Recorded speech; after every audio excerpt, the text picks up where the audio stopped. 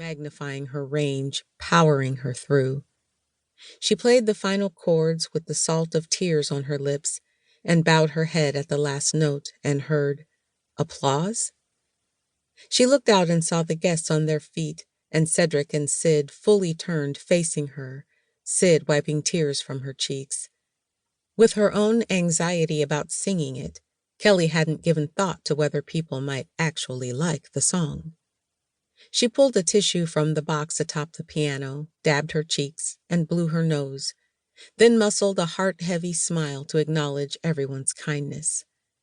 When she moved back to the front pew beside her mother, only then did the guests stop clapping and sit. "When did you write that?" her mother asked, patting her thigh. "That was beautiful." "Thanks, Mom. I wrote it a long time ago." She turned her gaze to the ceremony, her heart beating a little faster still, puzzled by the response to the song. It coaxed a different memory to the surface, and as Sid and Cedric exchanged vows, Kelli thought about her long-ago dream of writing music that God would somehow use. Then the better part of her brain kicked in, reminding her that she'd left songwriting behind, that she knew better than to dream, that all those dreams had turned to dust. "Kelli, girl." Kelli looked up mid-pivot in the electric slide and saw Stephanie threading her way through the line dancers in her champagne-colored dress. Soon as the song started, it seemed everybody left tables and mingled to claim a spot on the parquet floor. Kelli waved her sister-in-law over.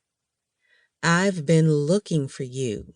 Stephanie scooted between Kelli and Devin, a 9-year-old cousin, as rows of people sidestepped to the right. "I haven't had a chance to tell you, girl, you sang that song. I had no idea. Hold up, am I doing this right?" She was headed a different direction from everyone else. "Why am I even out here? I hate this stupid dance." Kelli laughed. "Back, Steph. We're going back." "Oh." Stephanie checked Devin to get in sync, then leaned her head Kelli's way again, her voice elevated. "Anyway, I told Lindell I couldn't believe he didn't tell me about that song, 'cause I would have had you sing it at our wedding, and he said he never heard it, and then I couldn't believe that." "I know. Crazy, right? This way, Steph. Pivot left." Stephanie was behind her now, and Kelli turned to make sure she was following, but Devin had it under control. Like a traffic cop, he moved his hands left, then right, to direct her which way to go next. "And pivot," he announced, to the amusement of those around him. Side by side with Stephanie again, Kelli continued.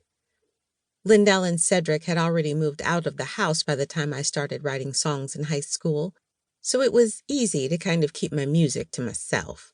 She shrugged. "Cedric overheard it because I didn't know he was there." Stephanie said. "If I had that kind of talent, everybody would know about it. They'd have to tell me to be quiet." The music switched, and they could hear people near the center of the floor cheering, "Go Sid! Go Cedric!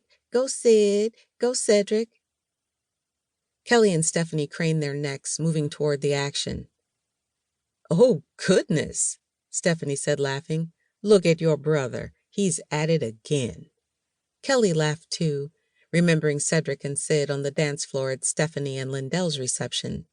Now the two had cut a wide swath in the middle of the floor with a different line dance, this one a little livelier. Kelli and Stephanie worked their way to a spot in the inner circle. "Have you seen this version?" Stephanie asked. Kelli nodded. "But you know Cedric's gonna add his own twist." Instead of a simple sidestep, Cedric led Sid in bouncy moves to the left, with a slide before going right, and instead of a normal pivot, they did some kind of kick-kick-turn, with Cedric twirling Sid into a two-step before moving back to the line dance. All of it seamless. The crowd was fired up. After a couple of rounds, Cedric spotted Kelli and pulled her to the center. "I don't know if you can hang with the 25-year-old big brother." Although Cedric was a fit 42, Kelli didn't miss an opportunity to tease him about his age.